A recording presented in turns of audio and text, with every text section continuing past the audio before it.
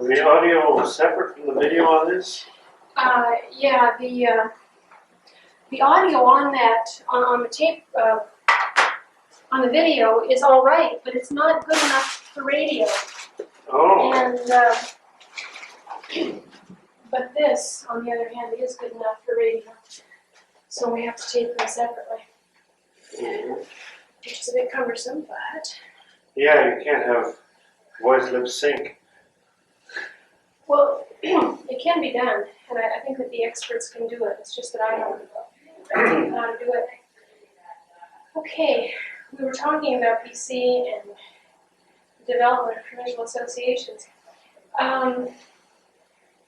Perhaps what we could do is discuss the effect of that kind of growing provincial recognition on the profession. You know, to what extent we think it had an impact on the development of the profession. And then move to some general questions about social work education and tenure. Okay? Yeah. The 1960s were the decade in which all of this was happening. The restructuring of some of the basic institutions, such as the Canadian Association of Social Workers. Unfortunately, although I was close to it at the time, and indeed I was really directly involved in the processes, I can't recall the names of the prime movers in the British Columbia scene, but they, in an important way, what was happening there was the same thing that was happening in Quebec, a recognition that if social work was going to achieve any clout in the developing public sector of welfare services, the emergence of the social security apparatus, it had to achieve some kind of legal identity, and the only way that this could be done otherwise than through the voluntary association that the CASW represented was through the medium of the constitutionally necessary establishment of legal identity at the provincial level, where such matters as professions and occupations are regulated. And for a variety of reasons that we've already hinted at, there was a felt need for this in British Columbia, and for basically the same reasons, plus the additional reasons of francophone self-consciousness in Quebec. A comparable thrust was being felt here. And the Canadian Association of Social Workers recognized that this was where the future lay, and only in that manner could ethical standards be enforced and professional recognition and legal identity be achieved. That is to say, through the creation of professional bodies. The delicate question then became how should the national professional enterprise be preserved and in some ways enriched by this. And a whole range of permutations were thought of in terms of how the board should be structured and what kinds of representation could be put in place. And really, there's no point in trying to go into those details. But this was the climate of the times. The other thing that was going on at the same time, and in large measure, it was part of the same larger social change phenomenon, was the press for the moving away from an essentially monolithic model of social work education, professional education. Up to that time, a small number of schools of social work were either offering or attempting to offer the classical council on social work education post-1950 model of only a master's degree in social work. Within that framework, there was diversity among the schools, some emphasizing policy, some emphasizing community action, some emphasizing clinical things, but master of social work degree. But with the emergence of the social security system and the expansion of both the public and the voluntary sectors, the need for personnel far outstripped the productive capabilities of those schools, and by slow degrees, the principle of a baccalaureate level credential began to be discussed and eventually implemented from one province to another. I speak now for Quebec because that's where I was principally working. There had always been in Quebec the programs initially created by the Sisters of Good Counsel, which trained what they called aide sociale, case aides. With the emergence in the 1960s of the CEGEP, the post-secondary pre-university levels, community college analog in Quebec, the CEGEP,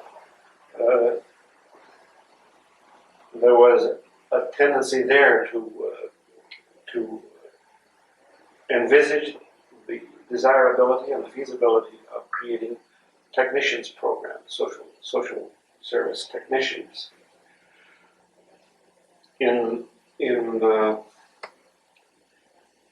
When I've got to make a parenthesis here, if you don't mind, Sharon. Also in the 1960s, the École de Service Social and the profession striving for legal recognition the École de Service Social found itself in a fairly fortuitous and advantageous position, because while the school was admitting a whole lot of priests and nuns, it was admitting a very, very much larger number of lay people coming in from some influential sectors of the Quebec establishment, such as the younger brother of Daniel Johnson, who was the right bower of, excuse the word bower, of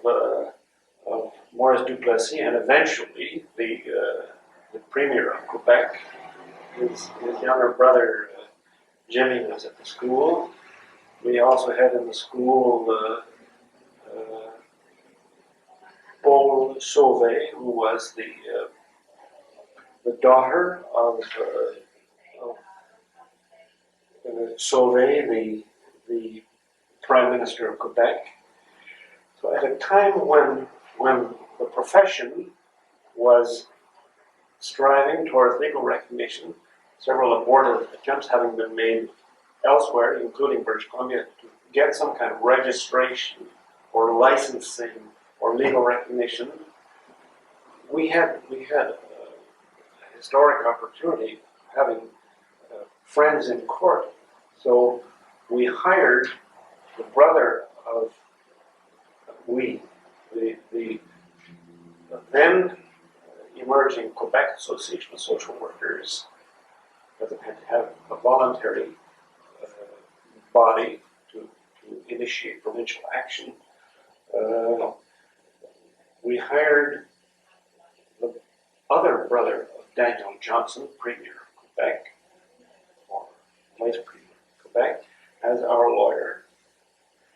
And we had the other Johnson, Jimmy, in the School of Social Work, he got sent him to New York to Cherry's New York to do field work there. But we have friends in court there, and we eventually, using the Solvay-Johnson connection, we succeeded in getting a private bill adopted by the Quebec legislature, I think around 1960 something, I can't recall. And in that bill, the inevitable grandfather clauses had to be included, including nominal recognition of various categories of practitioner, from the full pure wool master of social work person who had the legal right to use the title professional social worker, through a somewhat lower category that could accommodate people who might have a Bachelor of Social Work, an undergraduate degree in social work, through yet another category who would be aide sociale, auxiliaire sociale, etc., covering the spectrum. So in that way, at least in Quebec, there was a legal framework of visibility. And almost at the same time, British Columbia was achieving its own varieties of registration with several levels, blanketing in and grandfather clausing and so on for people who did and did not have conventional credentials, and Class A and Class B social workers, the inferior ones being given the A and the superior ones being given the B, to kind of balance the status strivings. An A is better than a B, but a B is higher than an A, and so on. But in none of these cases was any substantive progress being made in the direction of licensing and the control of practice. All that was ever achieved in any of these things, and as the other provincial associations took form, they all achieved some kind of control of title, either registered social worker or something coupled with that. Control of title, but never control of practice, so that if there was anything that could be called licensing. I don't know whether things have happened on that level since I haven't been noticing, but that's what was going on in the city, an intensive thrust towards that. I'm not terribly familiar with the impact of those developments, but I wonder to what extent a profession, any profession, can maintain goals in common, standards in common, when they're divided up according to political boundaries and affiliations. Do you have any sense? I can't answer the question, but I can simply underline the fact that it is thus with all practicing professions, whether it be law, medicine, the notarial, the accountancy professions, and so on, all the legal professions, their standard setting, legally enforceable and ethically sanctioned practice models have to be embedded in the provincial context. It may be so also in the United States for states' rights or something, I'm not so sure. But I think it is. And the function of a national organization with respect to these variables is essentially advisory, hortatory, goal setting rather than goal enforcing. And That's where CASW had and has, I presume, still a role to play. But there is no profession in Canada, particularly in our historical role model medical profession, however appropriate it may or may not be. The Canadian College or Association of Physicians and Surgeons does not regulate practice. Mhm. It doesn't sanction professional behavior. Thinking not so much of the regulation of practice, although that's certainly important, but I'm not sure to what extent social work has its professional boundaries clearly established. That, Was my that an dear, issue? is all that is one of the critical unresolved problems of our I'd say I'm still identified to that extent with it. It's both its conceptual models, its practice models, its technologies. These things have never been pinned down in any really stable and satisfactory way. I was thinking of those things as I was doing my final exam cramming for this thing. And I wrote some in characteristic professorial note taking. I said uncertainties and issues. I said the perennial classical debate of science and art. We have never been able to satisfactorily define our theoretical parameters, whether it is some undecipherable melange of economics, sociology, political science, psychology, psychiatry, or whether its theoretical cargo is made up of things such as empathy, intuition, or existentialism, or God knows what. So science and art, whether social work has not found itself, certainly during the time that I've been associated with it, it went from a condition of relatively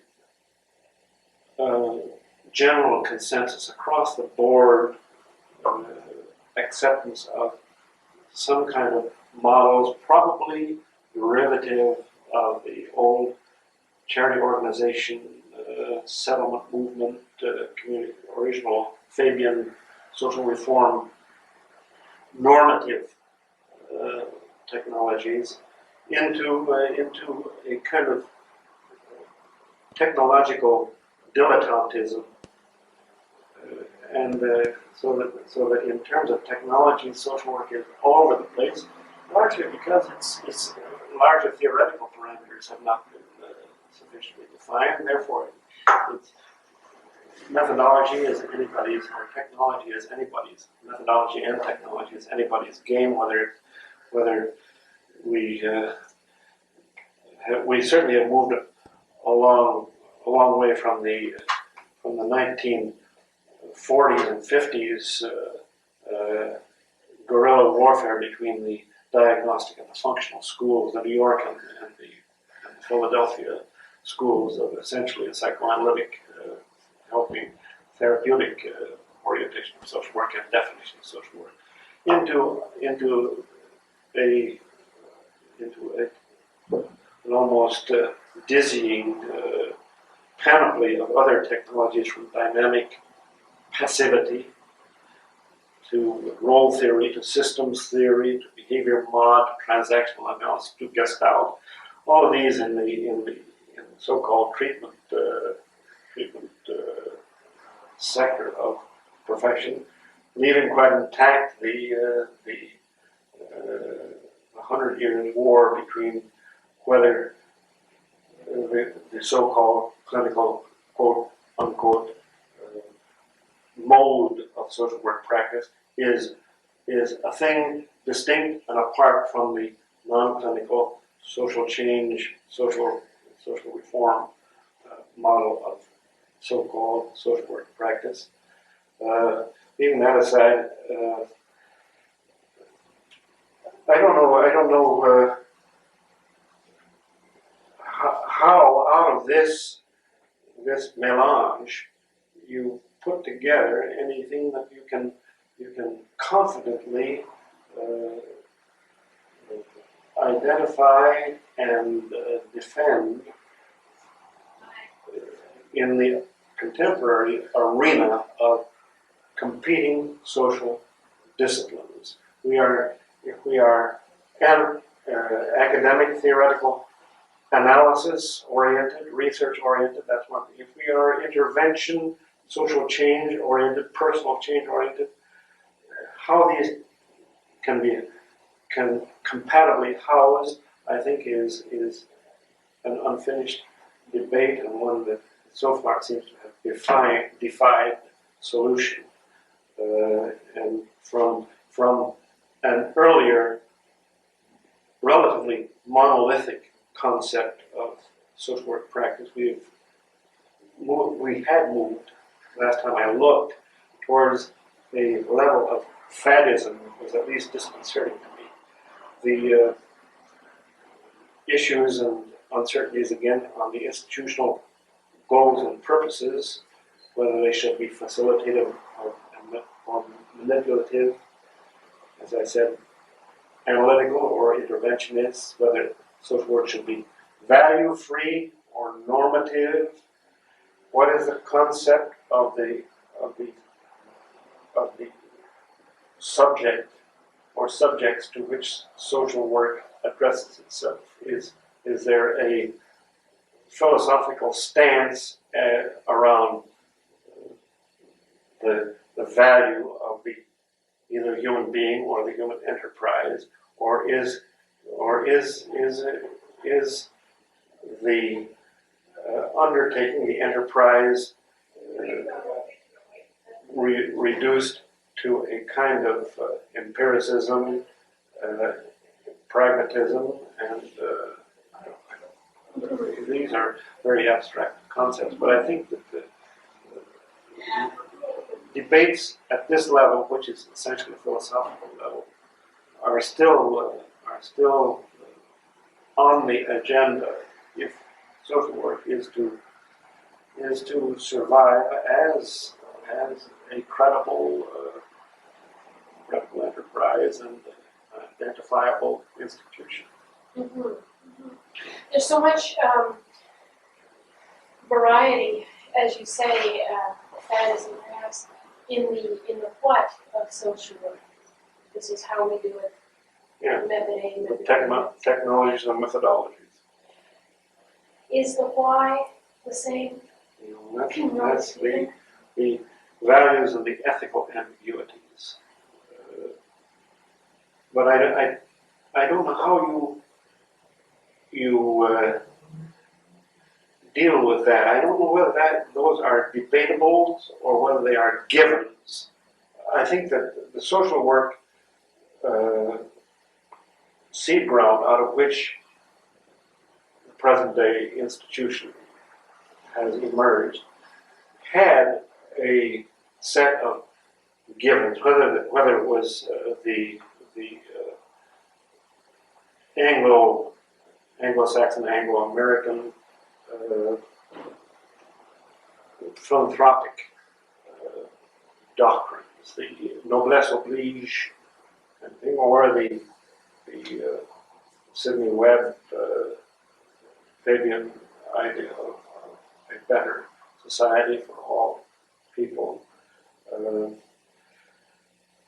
These were almost postulated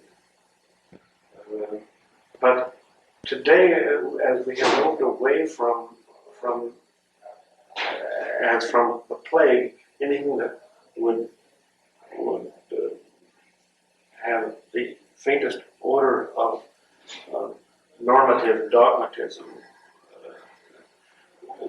we have nothing on which to guide our goals and purposes other than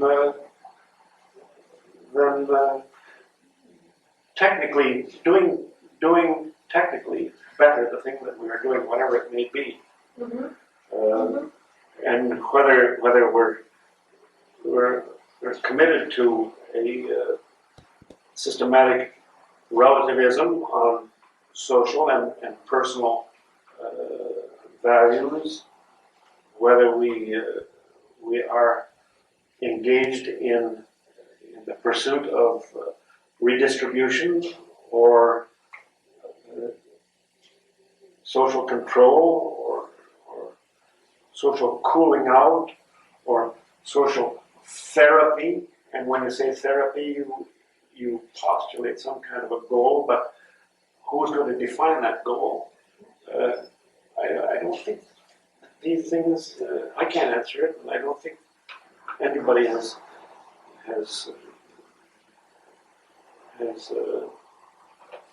well, maybe not, maybe it's asking for too much.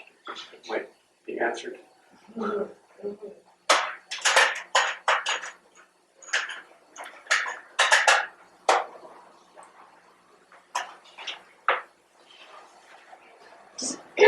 Despite all this variety is a very weak word to use, given the description that you just postulated. Have there been central thoughts or ideas that have kept you through and that kept you in the profession for 33, 34 years? Yes.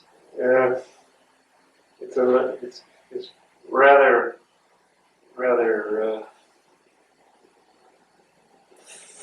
thin to state, I think, but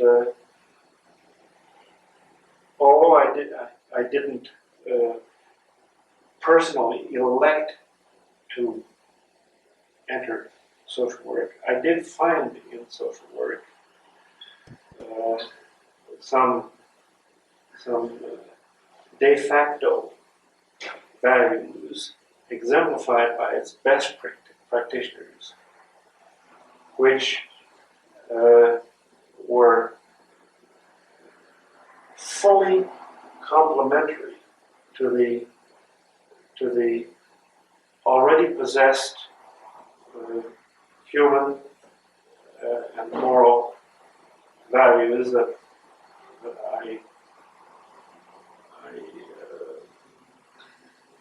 that were mine at the point when I entered social work. I found that the kind of things that the best practitioners that I encountered and the best teachers that I encountered were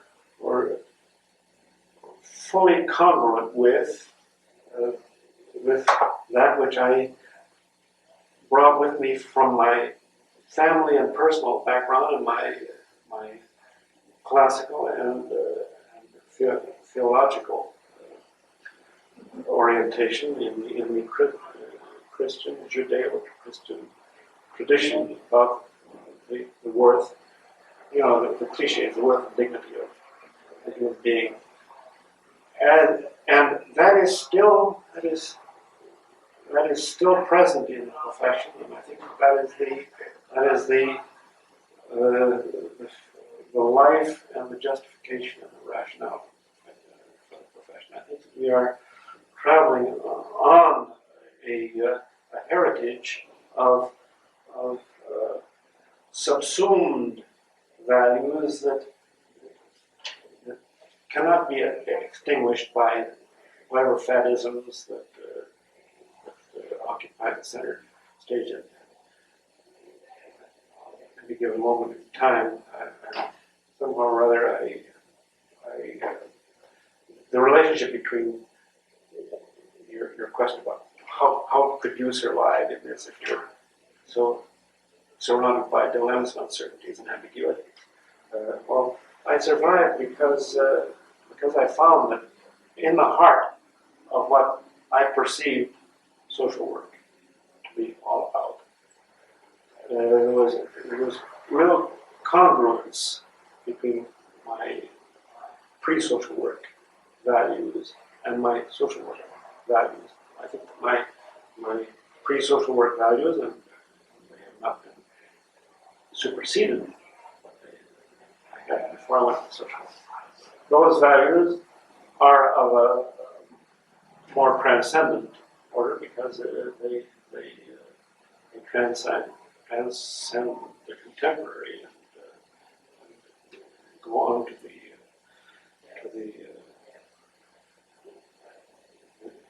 ontology of man. And I've lost in my own verbiage here.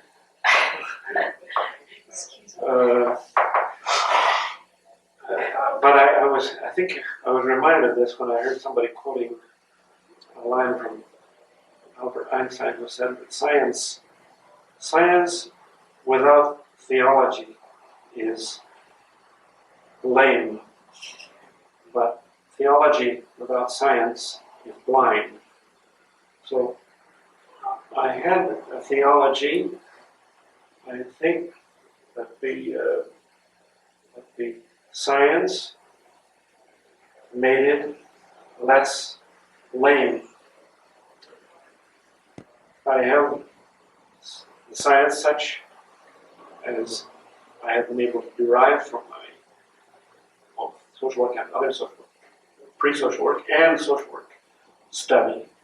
I have that science, but my theology gives it vision, which is a transcendent vision. So somewhere within that duality, I have found a philosophical modus vivendi, and at the level of personal exemplification with people.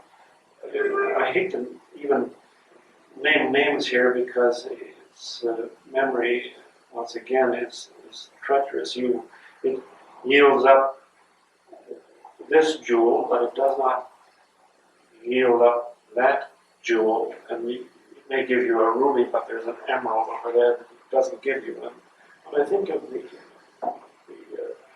Dorothy Kings of McGill, John Moores, the Bessie Tussauds,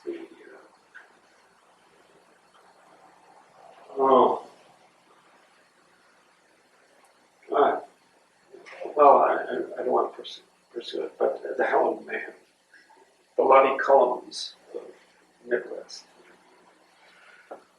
These people had a kind of integrity and a commitment to respect for the other human being, both in his individuality and in his shared community. They have this, and I don't think I've found that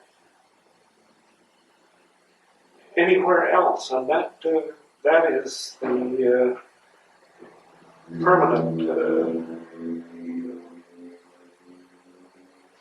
permanent value of social work, to the extent that that kind of person continues to be generated by the profession. You said you don't seem to have found that anywhere else. Do you mean in another profession? Professions? No, I think that other practicing professions have tended to partialize the human condition more than the best of social work would partialize it. I think that man and the person in interaction with his human and his temporal environment is not found anywhere else, and this is both the thrill, the challenge, and the excitement of social work. But I think that that the contemporary drift is towards a kind of entrepreneurship, an entrepreneurial sort of social work that is in danger of distancing itself from that thing that I've been describing, which in a sense is an ideology, a philosophy. And because we are not in a philosophical, and we're trying not to be ideological and to be pragmatists rather than ideologues. I think to the extent that is true, then it's harder to say, well, this is social work. That is history. This is social work. And speaking of ideologies, I guess I can't go away without at least alluding to the fact that during the interval of time that we were reviewing with some other contexts of provincialism and whatever else, I think the social work, because of its potential power in the living community, did not escape the attention of other ideologies that were and are, I think, antithetical to the Aboriginal social work ideology and ethic. And I'm thinking of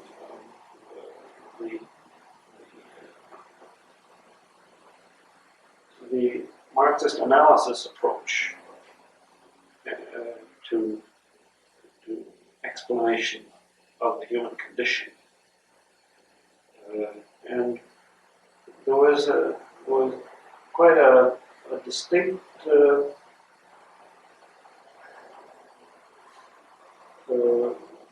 process of dialectic around that surfacing in at least some school of social work during the time of work. One of the schools that I understand, at least has a reputation for that kind of analysis, is the Carleton School of Social Work. Were you experiencing that kind of when I was there? thought when you were Carleton? I don't think it would not yet. It may have been there in embryo, but I didn't perceive the Carleton context as being a manifestation of that. I think there was the doctrine was relevance rather than the pursuit of excellence. Relevance is what you make it, and one person's relevance is the other person's unimportant. But no, my passage through Carleton was brief, and even in hindsight, I can't probably find any better word than traumatic to describe it. But the content of that brief experience is too bound up with the persons in the equation to try to explain in terms of either pre-Marxian analysis or other. I think that it was a different equation there, and I think I'll just read that as it stands. Mm-hmm. But I was conscious of in the subsequent history of that school. I know that there was a strong thrust to utilize those analytical forms, not not they should be proscribed in any way, but it, it, it involved a kind of collision with the traditional evolutionary value parameters of social work. A more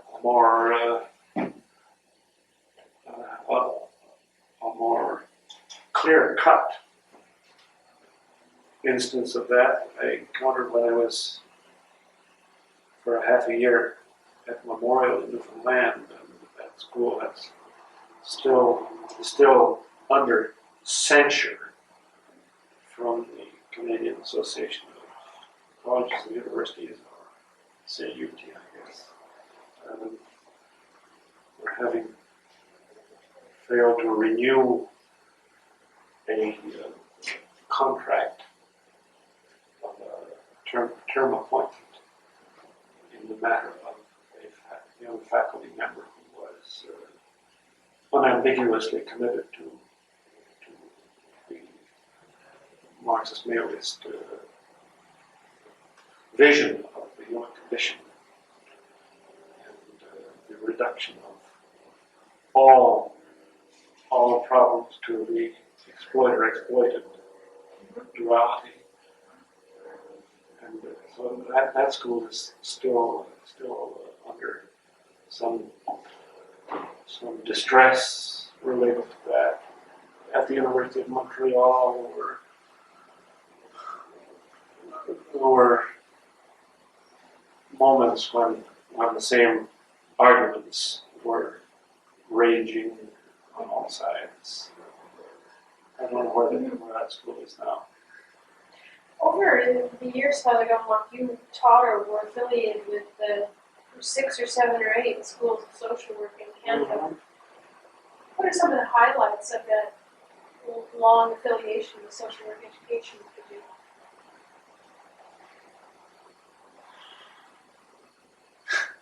Well, to simply enumerate the schools, and I don't know whether I could extract a highlight from each or any, but basically I was 23 years at the University of Montreal, and almost everything I've been talking about tells you something about that. There's no point in my speaking to it. The Carleton experience was very brief and not one that I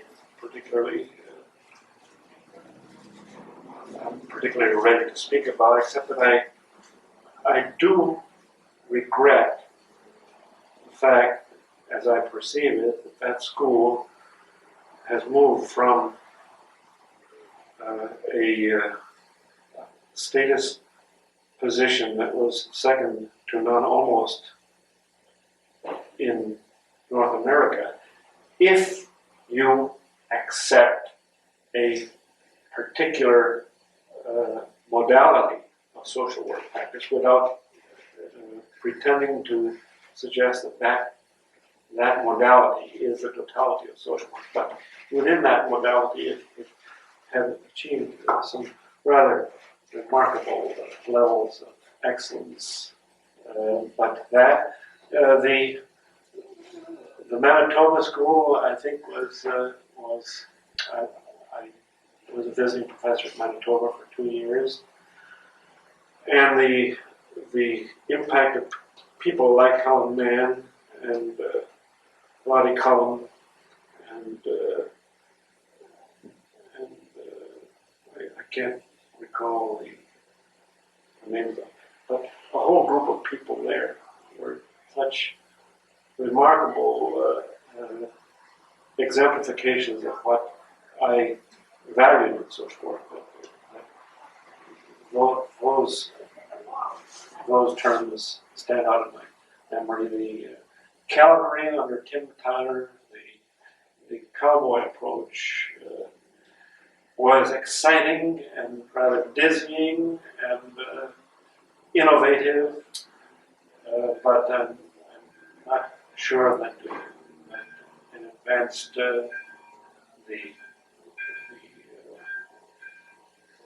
educational enterprise in any very measurable way. I know that it has given the House of Commons the likes of Jim Hawkes and so on. But that the Windsor School was struggling to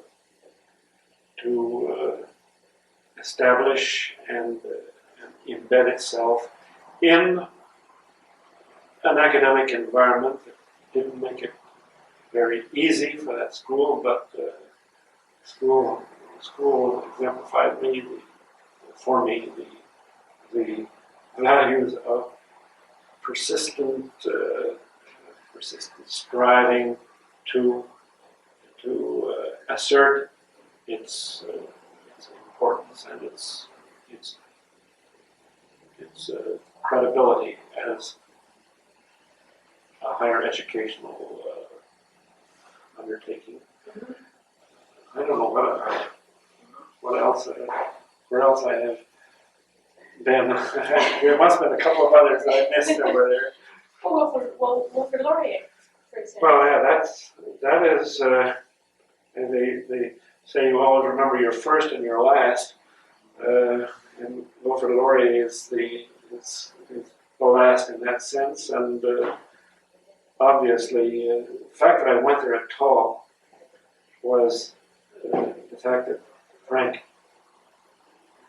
Turner, who was now the vice president of Laurentian University, was the dean. He had tried to lure me from mainland Canada to take responsibility for the Memorial University School back in the 1960s, but I wasn't ready. He was there doing a groundwork building job to get a school started, and when he had to come back in his Carleton, I think at that time, tenured position, he wanted to get somebody to go there. He tried to persuade me that would be a nice place for me to go. I just wasn't able to say yes to that at the time.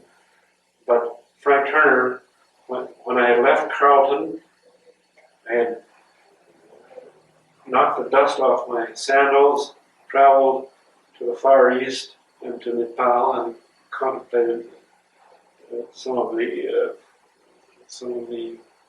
Oriental transcendental values of China and Nepal and India, and redefined my place in the total human condition.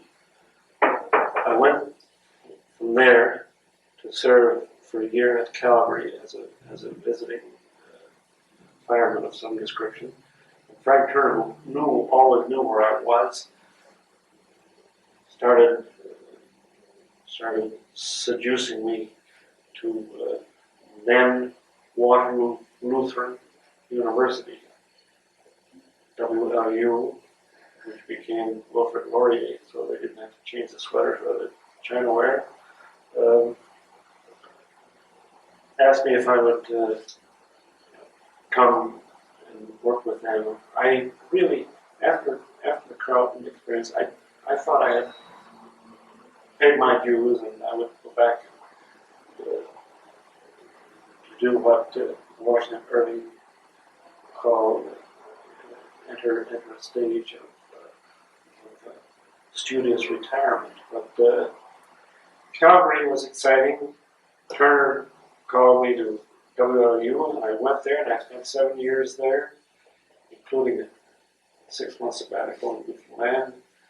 And I left there just after Frank Turner left there. But that school, as one of the sole surviving schools that is operating a master's degree program that is quite unambiguously committed to a clinical orientation, not exclusively but predominantly, and which had succeeded in defining its turf in a way that is at least arguable. That school, I felt, continued to exemplify the pursuit of a level of excellence that I felt comfortable with. And I do regret the distance that I have placed between myself and the stimulus that I found there. Mhm, mhm. Over the years, you've done so much and been so many places. Are there accomplishments of which you're particularly proud during your career as a social worker? Well, that has to come under the general heading of invidious questions. That's the question, not the answer. I don't know whether it's the question that's invidious or the answer that's invidious. I think that my work in helping the Canadian social work education movement to elaborate some kind of a credible paradigm for two-level university education in social work. This largely under the aegis of the Canadian Association of Schools of Social Work, the development of undergraduate, graduate, professional educational model. I put a lot into that, and I think that some of my Aristotelian, Thomistic, categorical kind of thinking stood me in good stead and made it easy for me to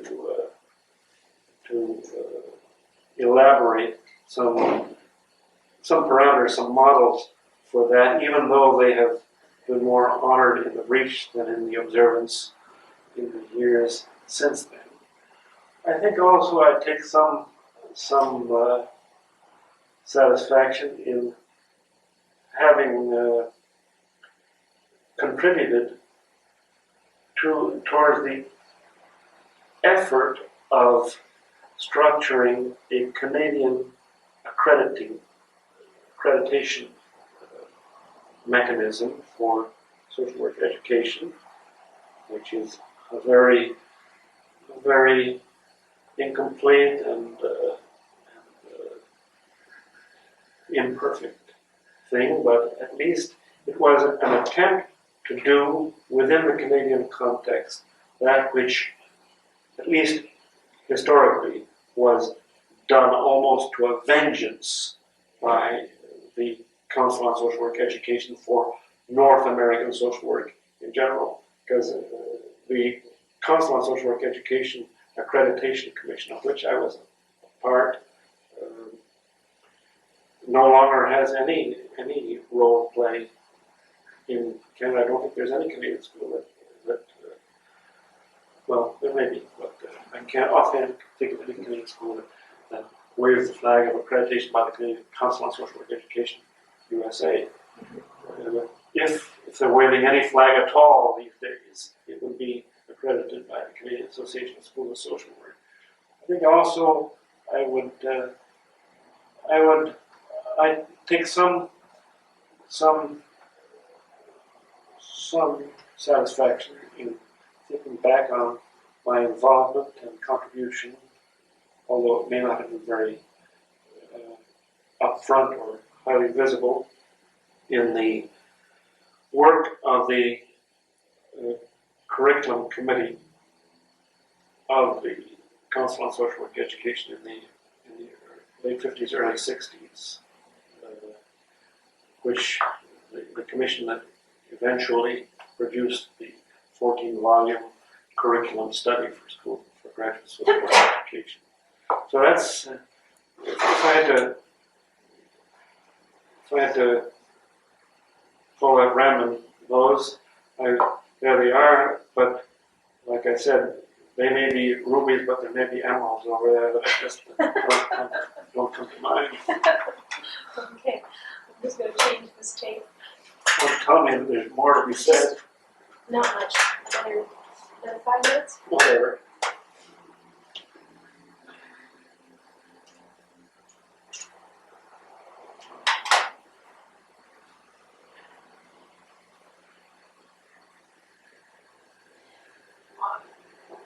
As well as the accomplishments that you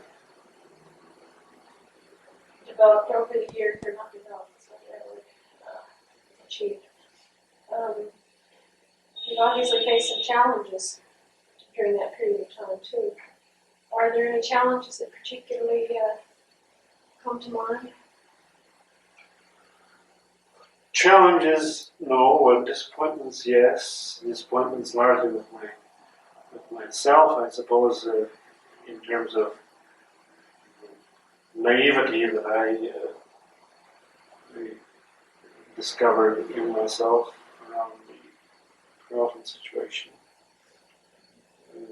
I had been a little bit then, if I were as cynical then as I could easily find myself being today, I would probably skirted that situation entirely.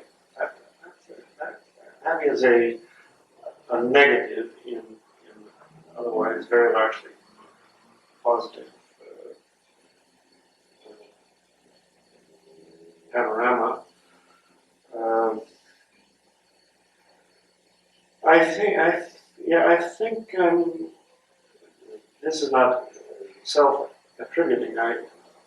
Some of the things that disappoint me are such as the apparent loss. What's the saying? It's too strong. Social work risk of losing its own soul. Now, this may be the voice of somebody who is in his, who will be in his 69th year any minute now, and who therefore tends to deify that which was rather than that which is or that which is becoming. But the social, to a considerable degree, social work that I see around me today is a less compelling object of affection than I found it to be then. Now, that is an absolutely unacceptable kind of judgmental statement. But I think that to a large degree, people, so there are too many social workers who are fiddling around with people without really knowing quite why they're doing it. They can articulate some glimmering generality about improvement of the human condition, but effectively there is a tendency to engage in manipulative, especially in the clinical area, manipulative behaviors that fall somewhat short of the degree of respect that I think the professional should honor. This feeling that you have that social work as a profession is a less compelling object of your affection. Is there a relationship between that and a change in social work education over the years? I don't know which is cause and which is effect here. I think that a very large contributing factor to that difference, if indeed the difference is not just in my head, rather than out in the real world out there, is the fact that that the development of the Social Security system has carved off a lot of the things that social work could conveniently refer to as its object of preoccupation. The income maintenance, the survival needs of individuals and masses of people. That has largely become étatisé. Whether it is being staffed by simple civil servants or good technicians or even by social workers, I don't know, but that is a very large sector of what once was the territory of concern for social work. That now almost it doesn't enter into the equation and into the debate. And what's left is either clinical things, auxiliary services, peripheral to other recognized primary functions, although we've always been derivative of medicine and psychiatry and perhaps not so much genealogy, but anyway. But this area of clinical, quote unquote, and not a very good word, but anyway, it's the only one we have, interventions, that is the stamping ground for the fatisms to which I refer. The so-called non-clinical, as if we can make this duality rather than a continuum of community work, community change, social planning. Here, our theoretical reference have always been so hazy that they have never become successfully, I don't think they've become successfully integrated into professional educational structures. And even if this clinical quote, etc., thing, it opens the door to manipulative fatism, this other one opens the door towards ideological border warfare between conservative, selective meritocracies, and the universalist, liberal, and I'm not in political terms, small L's only, redistributive things, as two classical dimensions of the debate, and the newer ideologies of conflict theory and so on. And I don't know where social work comes down on these, or whether it has found a way to digest these things, or to synthesize them, or to do something with them. Given that series of dilemma, what would you say to people who are trying to decide whether or not they should go into social work? If they ask your opinion, what would you tell them? I think I'll take the fifth. That brief time in Detroit. Yes. Gives you the honest. Yes. Well, I still have a residual American citizenship by the fact of my father's naturalization. Okay. I wonder if in conclusion then there's anything that you'd like to add? Well, thanks for giving me this opportunity to engage in a 2-hour bout of narcissism. I want to express my appreciation to you. I really enjoyed it. I hope it in some sense. It's Okay. great. Yeah, thank All you. right, goodbye. I'll turn off the videotape before you Before I depart, before you commit before I yourself try any to further. stand up straight.